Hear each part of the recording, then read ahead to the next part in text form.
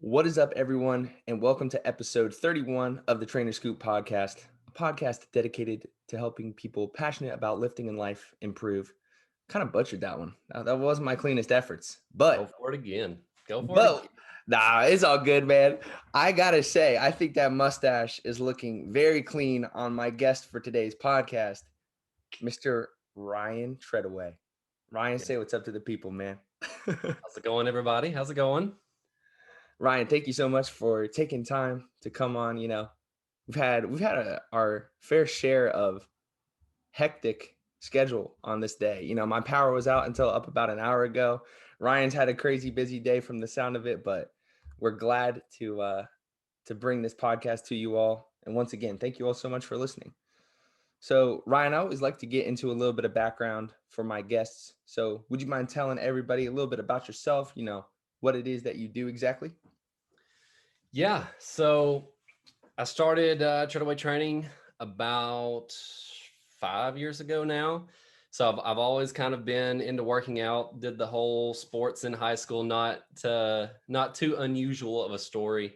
I was always kind of like the scrawny, smaller or tall and lanky, I guess you should say, skinny guy on the team. Mm-hmm. And then after sports were over, and I didn't have that, that thing to fill the free time to keep me active, it was like, well, what now? So I just kind of was like, well, I guess I'm gonna go to the gym. And then so I've been working out on my own out, after high school for about 10 years now. And then one day was doing the whole 9 to 5 thing at first, hated it, was like, this is stupid.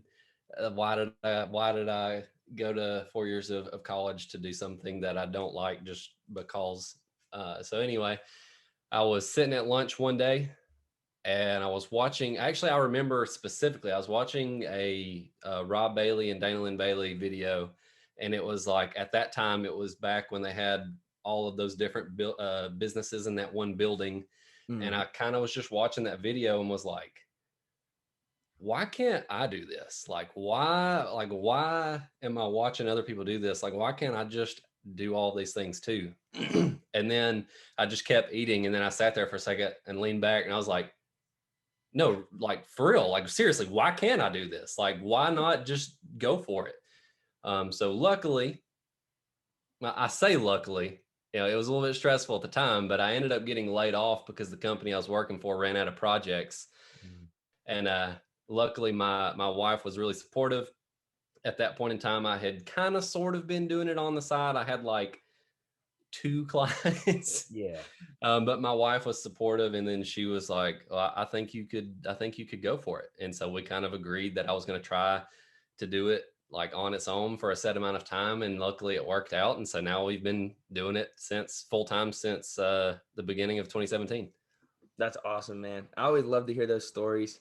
I think it's just so cool when, nothing wrong with working that 9 to 5 for anyone out there that's doing that. But I always love hearing about people that can, realize that, hey, maybe this isn't for me, and then pursue their true passion. And if you don't mind me asking, Ryan, what was that like kind of path from college to what type of work did you do before you branched off into training? Right.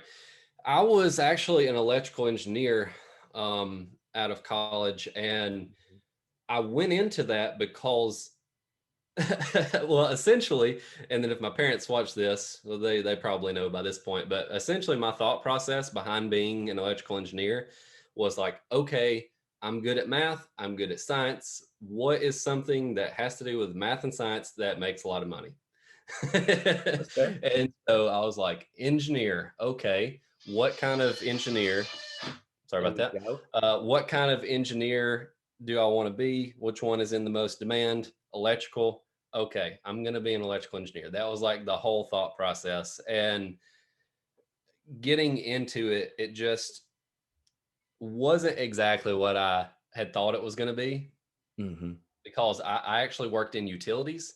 And so I worked for nuclear power plants, fossil plants, worked at some dams, kind of the hydro side of things. And it was more of just, instead of what I thought it was going to be of like, I'm developing all these new things, it was more like fixing old mistakes that people made 20 years ago and were too lazy to go back and correct. And I was like, this is terrible. Why did I do this?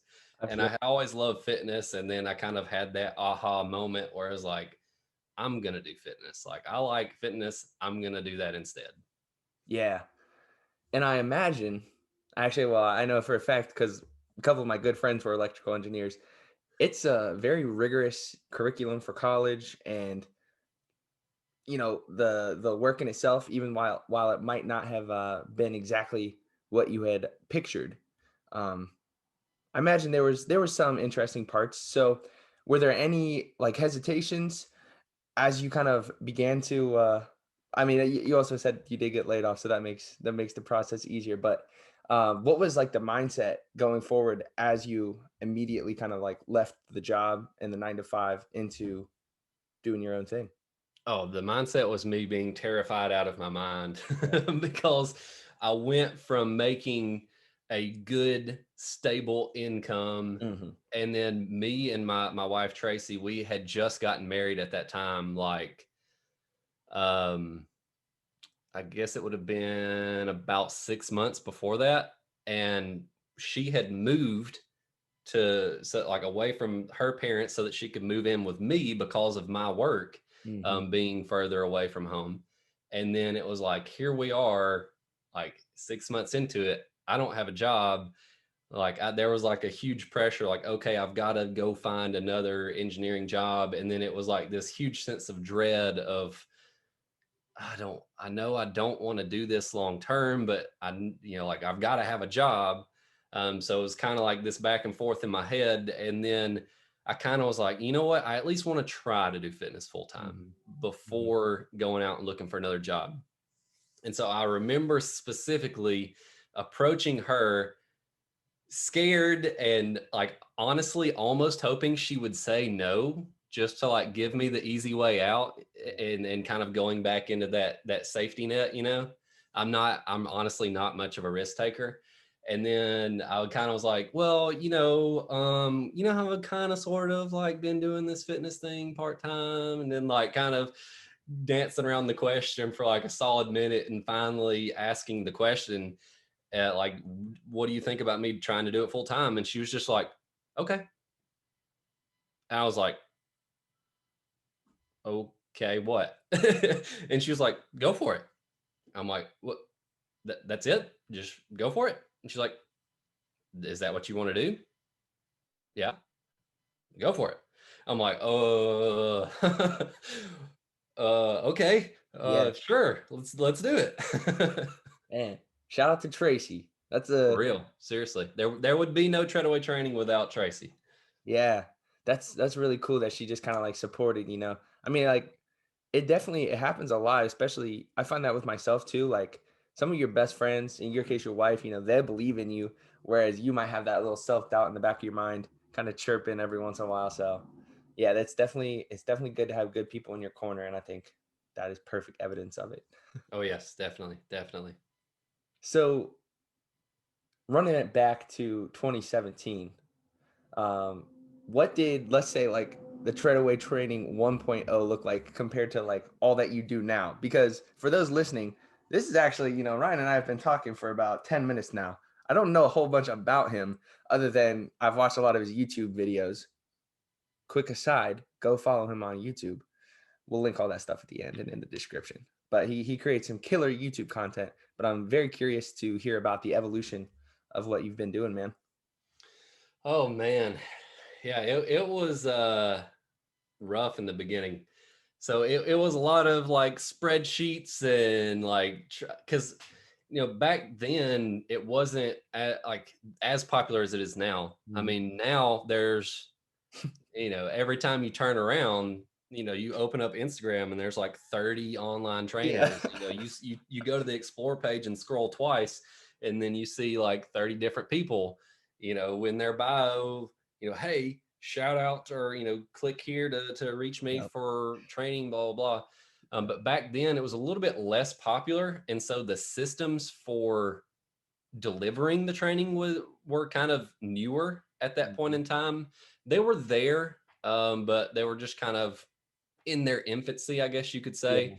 Yeah. And so it was a lot of like like shared Google spreadsheets and me recording YouTube videos and like hyperlinking the exercise in their like spreadsheet to a YouTube video, and then they would have to like juggle between two or three different things on their phone to be able to get the whole program, and then Yeah. eventually like finding a software that would kind of house things more in one place. And then again, once I even after taking that step, things were very rough and not modern, I guess you could say. And so there were still a lot of limitations there. And then it was just this whole long process of like just trying to figure out, how am I going to be able to implement this to the point where they're getting the value for what they're paying me for in a way that is like the program itself isn't stopping them from getting their results, because it's such a hassle to just access the content that they're paying for. And so it's been a long road to kind of build up to now to where it's way more streamlined and like everything in one place, like you would expect it to be out of a modern app. And Mhm. then, kind of like, hey, you can talk to me here, you can access your program here, you can access all of the videos here, any like charts or anything we need to look at, you can log your body weight here, like you can talk to me, like all of that stuff in this one place. And it's been a long road to get to that point though. Oh yeah. Yeah. That is the spreadsheets is what I'm still rocking with right now, man. Just trying to get the capital up with so I'm curious then. What software do you use to deliver your programming to your I clients? use PTD, Personal Trainer Distinction. Yeah. That is the one that I have found is kind of the best option. They make apps for a lot of different trainers around the world, so it's a tried and true system. And Mhm. then it's still personalized, customizable to a degree. So like it's still your app. It's not like this. There are some other. I don't want to like badmouth any other softwares out there, but I mean there are different ones out there where it's like, hey, this is the set functionality that we have. It's going to look this way. This is what you can and can't do with it, and then Mhm. that's it. Whereas with this one, it's not the PTD software, it's the Treadaway training software, and it's Yeah. made by PTD, if that makes sense. Definitely, definitely. That's cool. And I have heard good things about PT distinction, so I'm gonna look more into it right after this. Definitely. I would highly recommend it. Yeah, yeah. So one thing that I've noticed, Ryan, and this just popped up into my mind is your content and the way you kind of just described the way you deliver your programming. It's like very polished. Of course, the longer you're in the game, the easier it gets. But do you feel like any of your like formal educational background kind of contributed to that with like your overall know-how with computers, or was it something you just learned over time? A little of both. Yeah. Because a lot of the things that I have done with Treadaway Training in terms of like the website, for example, I did the website myself. I mean, I used like a website building platform. So like a lot of it was just kind of like drag and drop type stuff, but there was some custom code Mhm. involved in minor. I'm not like, I can't code at all anymore. I don't Yeah. remember anything that I learned in college in terms of coding. But I mean, there was some custom coding in the website, and then like kind of making sure that everything was the way that I wanted it to be. And just speaking to the polish aspect of it in general, that's it wasn't always that way. Like we just talked about, we kind of talked about where it started and then where it's come to now. So it definitely was never that way to start with.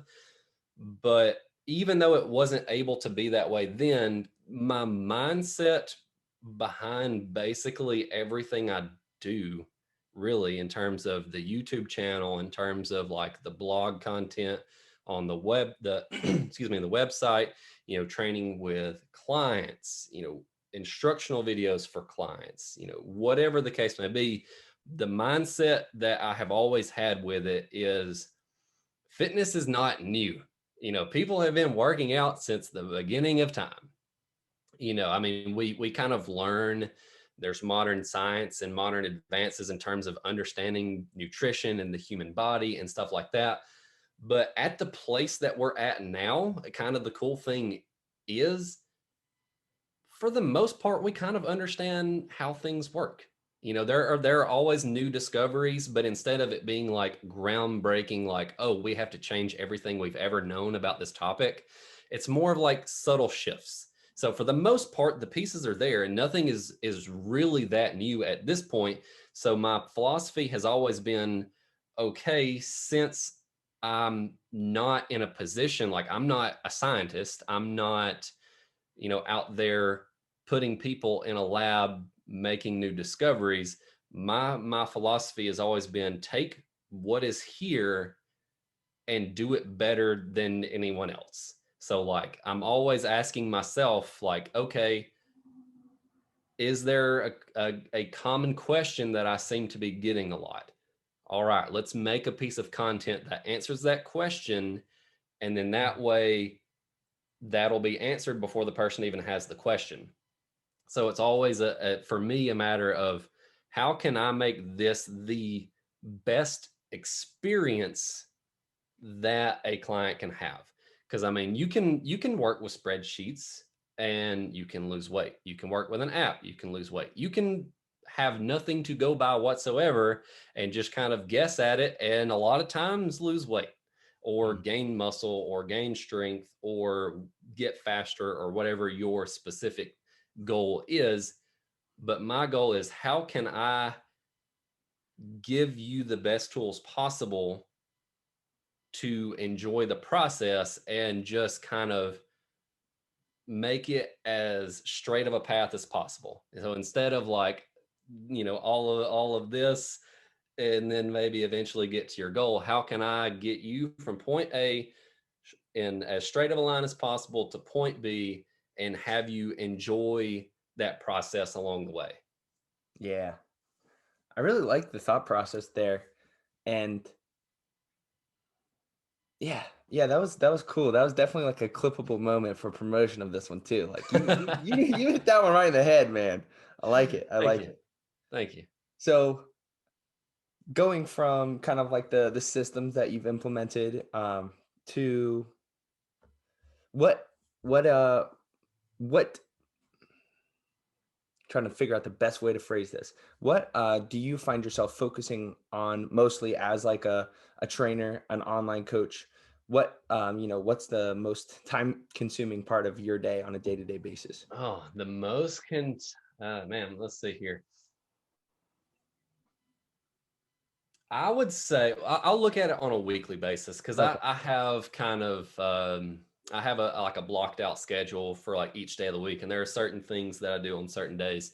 And so looking at it from a week view, I would say the most time consuming thing that I do is the YouTube content. Hmm.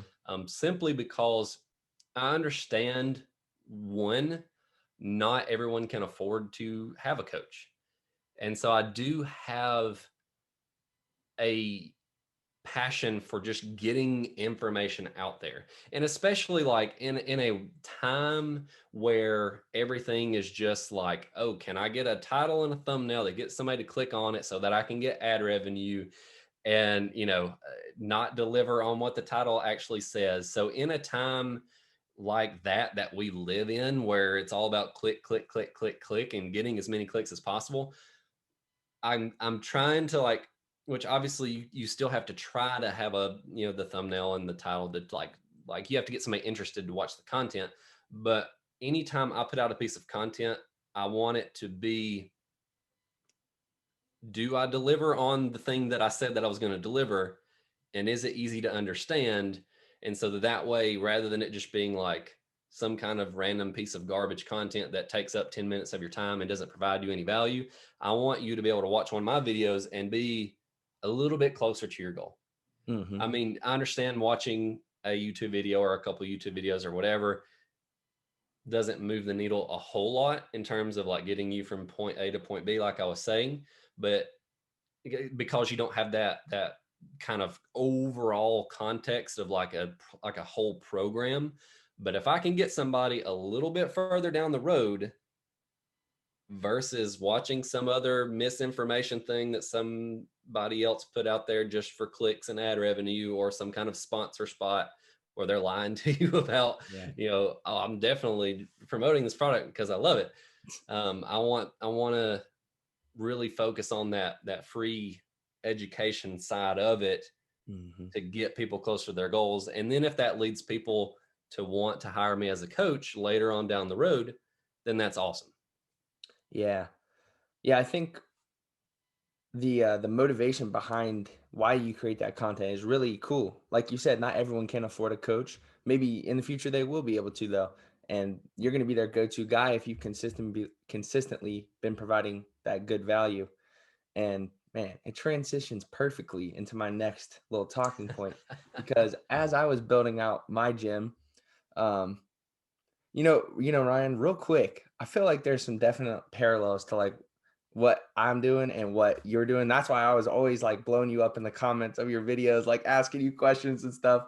I legit probably commented on like 5 minutes, five of this man's videos, just asking him questions or like saying like good job. But as I was planning the gym that I'm building out in my parents' building, that had, they just kind of let it go to storage.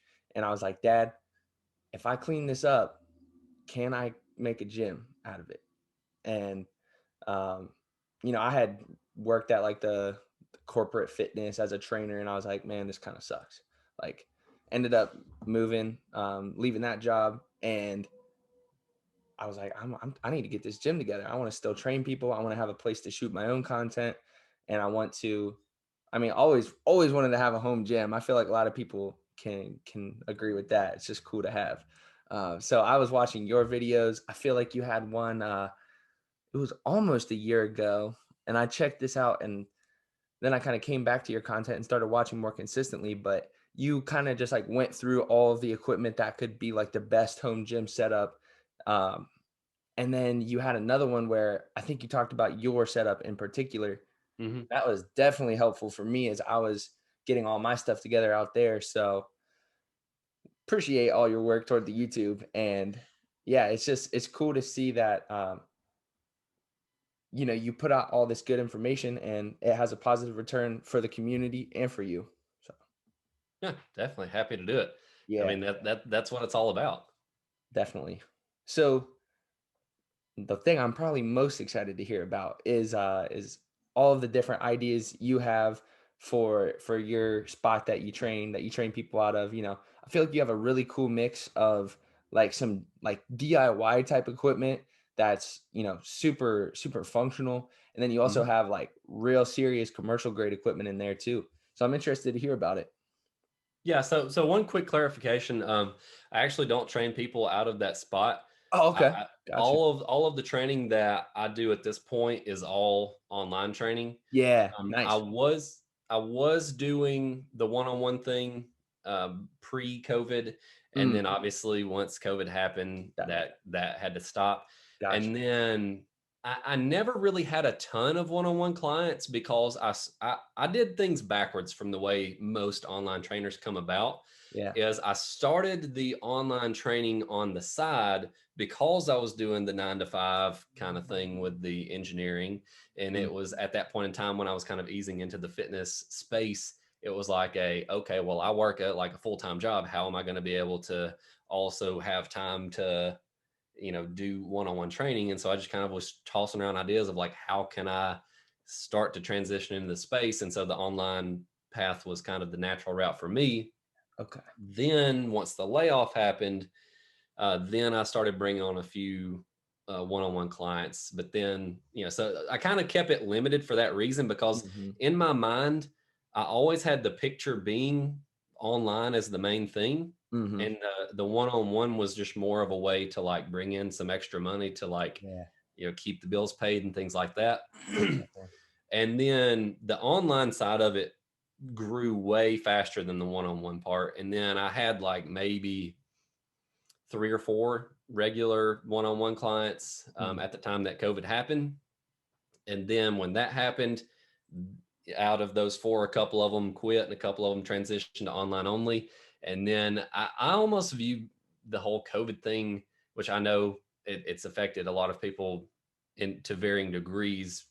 So I don't want to like make it about me, but for me and Treadaway Training, it has actually been a good thing in terms of like the growth of the business and just kind of reinforcing that idea that I had way back in the beginning of the online approach. But all of that long circle to get back around to the actual question of the home gym equipment. What was the question? Yeah, man. Just kind of like, how did you go about picking like what equipment you liked? Because you have some really cool stuff. Yeah, and like in some of your videos, you know, you make some of it. You Mhm. get real creative with like, I really liked your cable system. Like, what was the process behind either coming up with those ideas or selecting whatever equipment you did end up like buying? Right.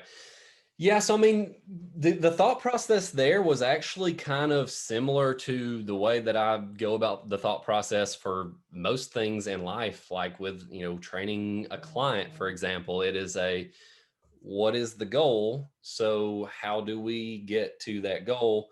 And since I luckily have had the experience of having been able to work out in several different commercial facilities, and I've been working out for, like I said, about 10, 11 years now, I've kind of known what pieces of equipment I like and Mhm. dislike. And then obviously, based on your goals, there are certain things that'll be mandatory or not as important. And so for me personally, in the beginning, when COVID first happened and it was like, hey, stay indoors and don't go anywhere, um, it was a little bit more of an easier decision to make, because it was like, hey, the house we live in right now is not very big. We don't have a lot of free space. So it's a 3-bedroom house, and my wife works part-time for Treadaway Training at this point. So we had an office for her, we had an office for me, and then we have our bedroom. And so we have no free space. And so if you go back and watch that original video that I made about like I think I called it like the ultimate small home gym setup or something like that, I was literally working out in a 4 foot by 8 foot space in my office. So if you're watching the video version of this podcast and you can see this space right here, it was literally like 2 foot in that direction. I had one horse stall mat on the floor, and then I had a set of dumbbells right there where that fireplace is, which you can see in the background of a lot of my older videos. And then that was the whole thing. I had a set of adjustable dumbbells. I had a curl bar that would accept those types of weights, and then the adjustable bench, and that was it. Just because that was all that I could fit in there. But if you have more space, it's more about what's your goal, and that kind of determines where you go with that route. So, like for me personally, my goals have kind of shifted over time to where previously, like I've always cared about being strong, but my goals have been more about just building muscle mass and just kind of putting on size and things like that, because I had always been like that skinny guy. But my goals in the last year to 2 years, maybe roughly 2 years, have transitioned into like more strength specific, and I would like to kind of get into the powerlifting side of things. I do plan on doing a powerlifting meet at some point this year. So for me, it was like, okay, powerlifting goal, you got to have a barbell. And if you're going to spend money on something, that needs to be the highest quality piece of equipment that you have, because that's your connection to the weights. That's the knurling. If you buy a cheap bar, it's going to have bad knurling, so that's going to like limit how much you can lift in terms of like deadlifts, and like the bar is going to want to slide down your back and all kind of stuff like that. So Terrible. good barbell. Weight plates aren't as important. Just get what you can find, because it's literally just weight that hangs off the side of the barbell. Um, and then bench, rack. And so if you don't have those goals specifically, and you're like, okay, I just care about losing weight or putting on muscle, you could do something like that original setup that I outlined. Like Mhm. if you have a decently heavy set of dumbbells, you have a bench so that you can do some of those lying movements, like you're good to go. That's all you need. Mhm. Yeah. Yeah, it's been really cool to see like in the videos as well. What's the rack that you have? Because I felt like you got a different rack at some point. Is that true? The rack that I have is the Rogue RML3. Okay, got you. Got you. Maybe I'm imagining that you got a different one, or maybe it was that like original setup to the Yeah. Rogue rack. But okay, got Yeah, you. so I had mentioned in that older video, because at that time I didn't have any kind of rack or anything, and all I had was the dumbbells and then the easy curl bar. So all of the squats that and like things like that that I were doing or was doing was on that easy curl bar. Mm. So it was like a matter of like I had to put the bar on the bench, load the bar up with as much weight as could go on Yeah. there, which was like 110 pounds. Was like, I think, like that was plates stacked all the way out to the end because it was like those little dumbbell weights. Yeah. And so it was literally like put it on the bench, load it up as heavy as it'll go, put put the screws on there as tight as it'll go, like power clean it up into position and doing some like sets of 20 and 30 on Right. squats because that's all that's available. Yeah. Man, I feel that like, and that just goes for anyone. Like, you can still make great gains with the limited amount of equipment. Like, Ryan, last year it was super goofy, but hey, maybe you'll appreciate this because you're a math-minded guy. One of my friends who's also, very inclined toward math, he was like, "I'm gonna make up a the plans to make plates out of concrete." And so I was like, okay, let's do it. So we like found the assumed density of concrete, and we had like a hexagon, like I guess mold frame that we could pour concrete in. And we had like 45-pound plates, and then we had 25s. And then I just made like a whole bunch of like little small plates that weighed like 10-5. So yeah, a little bit of creativity can go a long way. But once again, I will say I'm glad that I have a little bit more of an established setup right now too. Yeah, and I mean, there's something to say for that too. I mean, it's easy to make excuses for things that we don't want to do, and I understand people like you, people like me. We love working out. So I mean, we're going to do whatever we have to do to find out a way to make that happen. But a lot of times, if it's something that you don't want to do anyway, and you're like, oh, well, I need to work out. I would like to kind of hit this goal, but I don't enjoy working out and all this other kind of stuff. It's easy to just be like, oh, well, I went to this website. They were sold out of dumbbells and I can't find any of this equipment, so I'll just have to put this goal on the back burner. And that goes to show right there, you can make it work. I literally have had clients even now who are people who um, aren't going to the gym due to schedule constraints or maybe due to a little bit of a fear of COVID still, who are having a hard time finding equipment on sale. Oh yeah. And they knew that they didn't have any equipment when they got on the phone with me to have a consultation to potentially sign up, and they signed up anyway. Like if you want to make that, like if you want to make that goal happen, you can make it happen. I've got clients literally working out with gallon water jugs. I'm like, here, this is going to be the way that we progress. You're going to start out with body weight.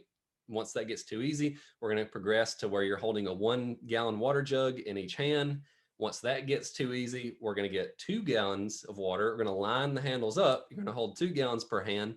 And then depending on, if it's a smaller client with smaller hands, maybe not be able to do 3 jugs. But some people, if you have medium to large size hands, you can line three gallons of Right. water up. Right. And then, that's roughly 25 pounds per hand. So you have 50 pounds of load that you're working with for $5.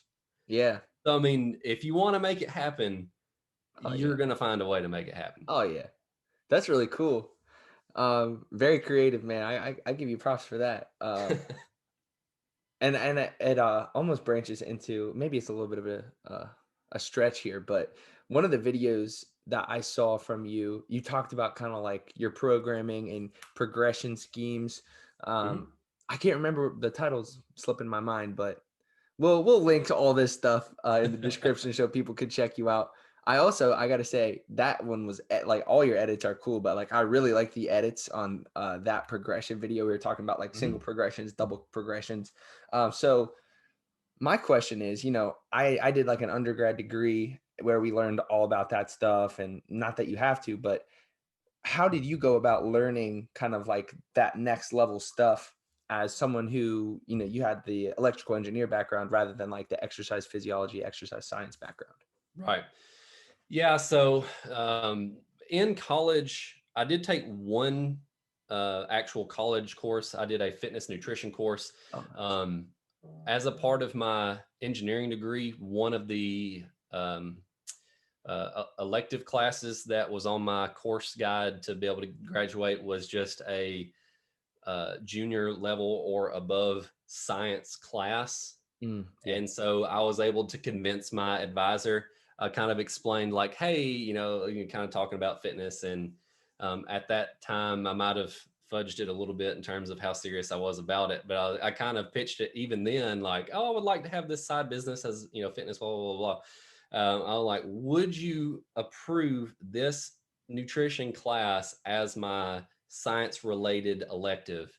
And then I was able to talk him into it. So I did do fitness nutrition in college. And then after that, it was really just reading anything and everything I could. Um, there are a lot of different things that I read in the beginning that weren't as helpful just because it was like your typical gym bro who just decided to write a book to make some money, and half the stuff in there wasn't actually true and all that kind of other stuff. So it was more about kind of just scouring the internet, finding like, okay, who is actually like a science-based person that I can follow. And luckily there's a lot of people out there now. But again, it was kind of a little bit more slim pickings back then, back 5, 6 years ago.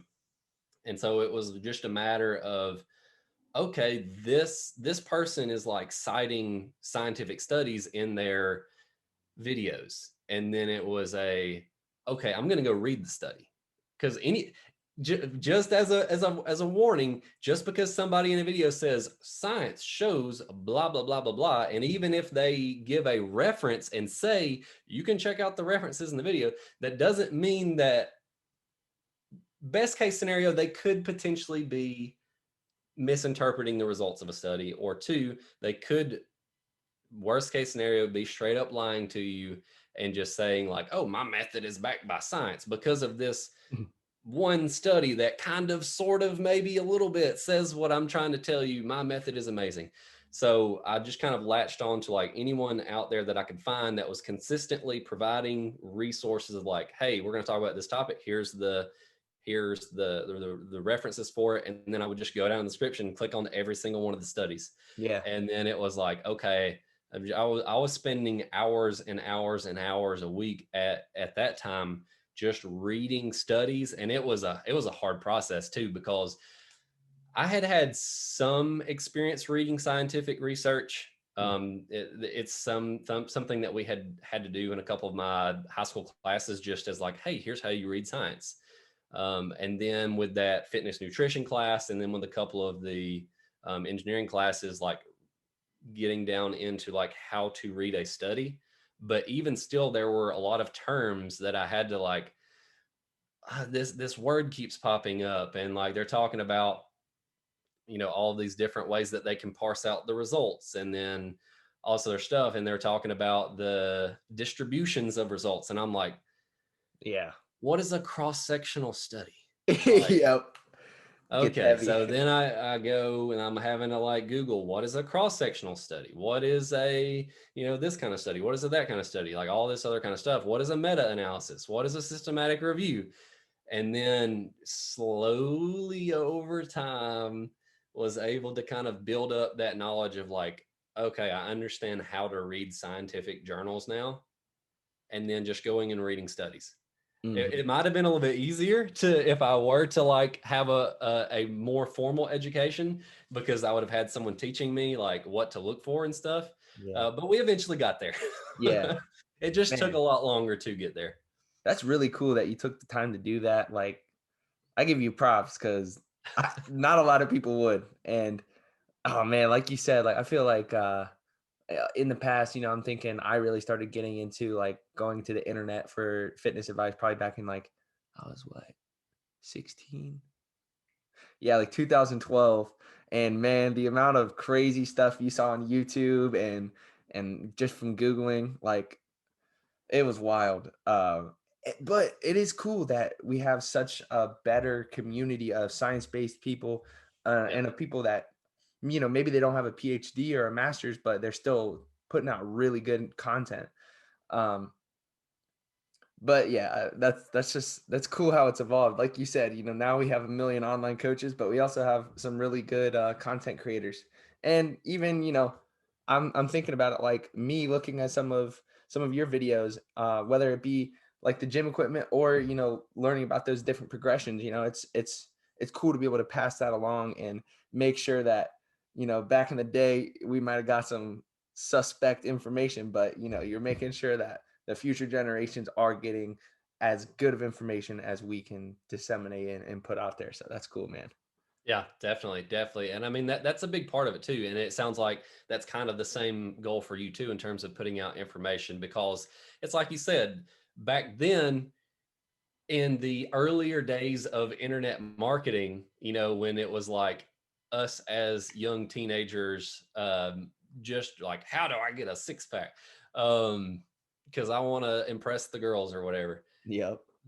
It was like you could just say whatever and anyone would believe you. There was no like proving what you're saying is legit. I remember specifically I was like in the computer lab during like back in high school. I had a free period that I was like an aide for one of the teachers, and I was like looking at an ad for some nitric oxide boosting supplement, and like it was like a 30-minute video. They had like hyped it up, and it's like, oh, you're gonna transform your body because it's gonna force the blood into your muscles, and you're like, they made it sound so legit. And I Yeah. remember luckily for me, I got lucky with this one because I went to GNC. I was 16, so I like not like that weekend. I drove down to the GNC and then was asking one of the dudes that worked there about this nitric oxide supplement.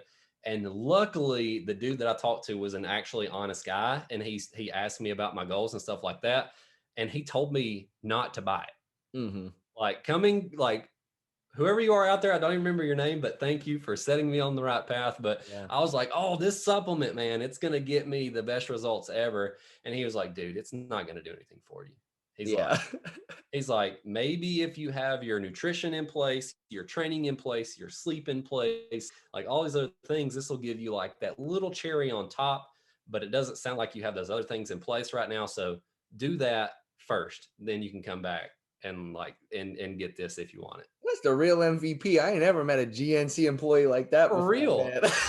It's usually the exact opposite. Like I don't Yeah. even like to go not in there, but just supplement stores in general because obviously like their job is to sell you stuff and make commission. So they'll be asking me questions.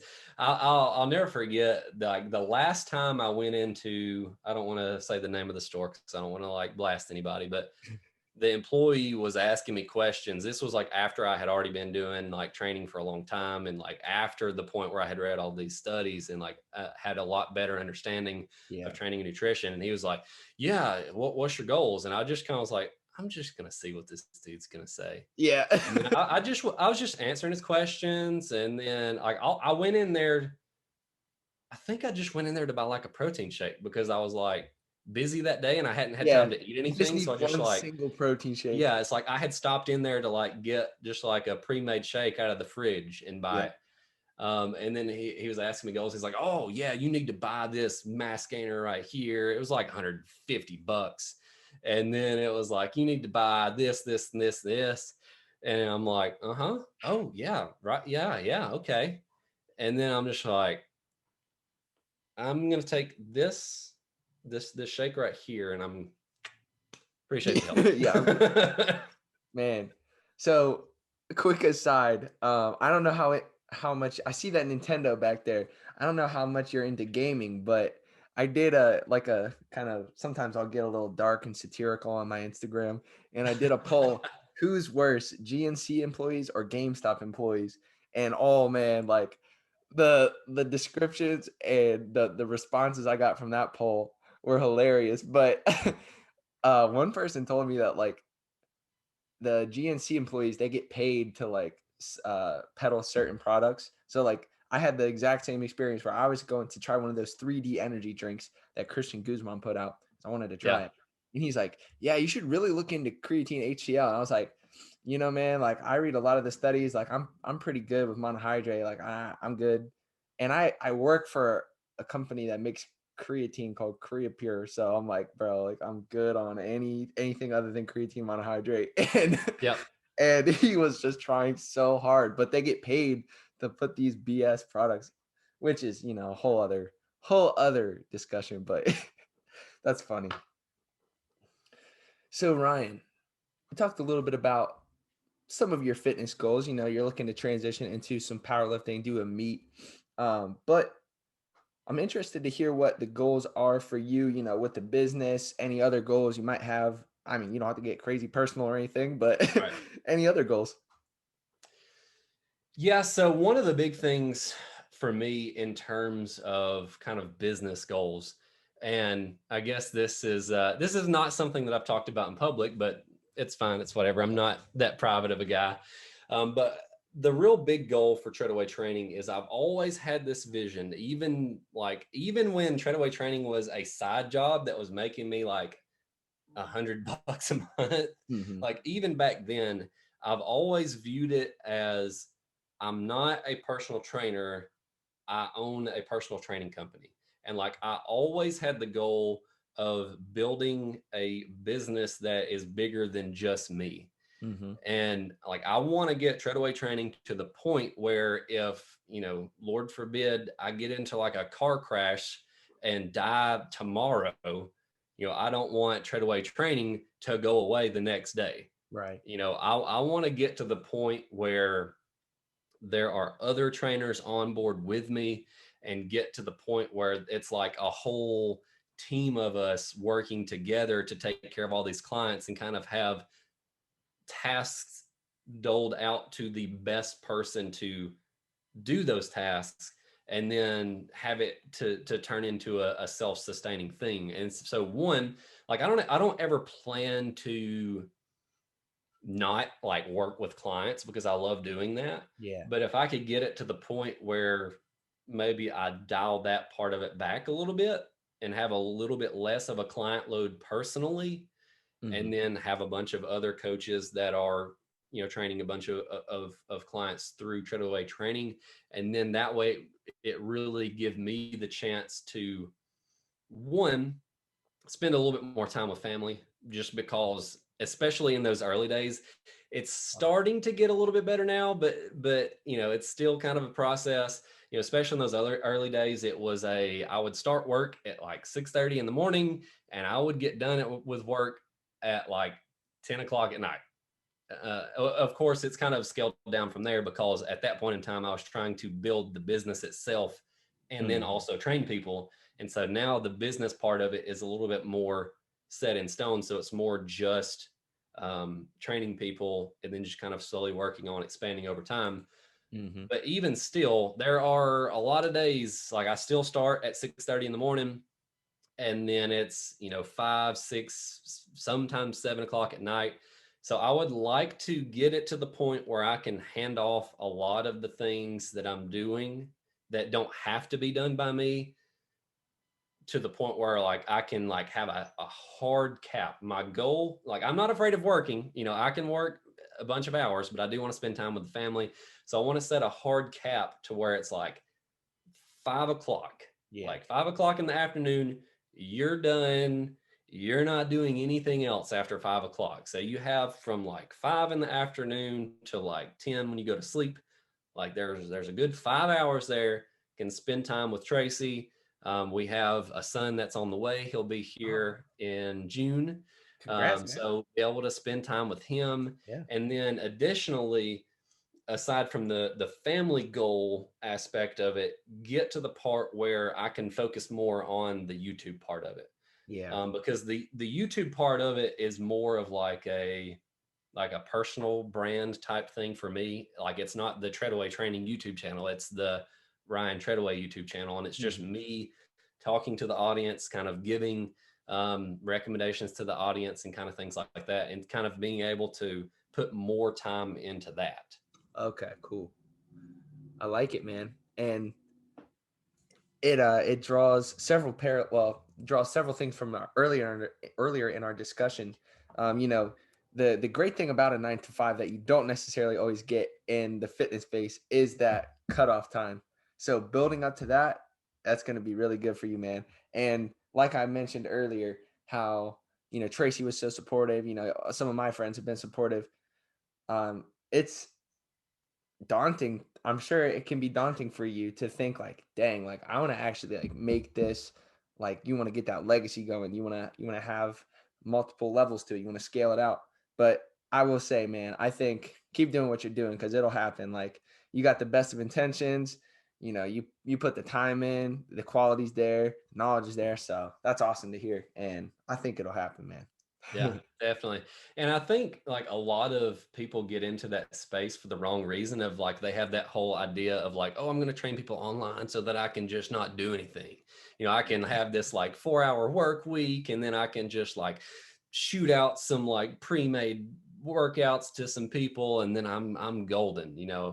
And the fun and like the people who actually succeed in the space that you feel like are like, oh, their life is just so awesome. They're making tons of money and like they must have this like super easy stress-free life, and it's usually the opposite. Like the people who are kicking back taking it easy are the people that aren't like doing anything. Like they're not like training a lot of clients, they're not helping a lot of people, they're just barely getting by and being lazy. Whereas like the people who are actually out there like getting stuff done and helping people, those aren't the people who are living some kind of like lavish lifestyle. Those are the people like for them, rather than like, oh, I want to be able to work this 4-hour work week. It's hard. It's like hard to take time off. Like like instead of just being like, oh, I'm going to work this many hours a week, it's more like, oh, I need to limit myself to only work this many hours a week. Like I need to cut it off. Like I don't need to work more than like 10 hours a day. Like I need to like set that 10-hour cap or whatever. Like for me, it's like a 11-hour cap. Yeah. Like you need to cut it off at a certain point and not like go to Yeah. bed still on your laptop. Yeah. Man, and it is not an easy thing to do whatsoever. Like, oh man, it's tough to find that balance. Like even before we hopped on the call, my friend was like, "You want to go golfing tomorrow?" I'm like, "Man, I would, but I gotta shoot a whole bunch of videos." So so finding that balance is something I think we're all still striving for.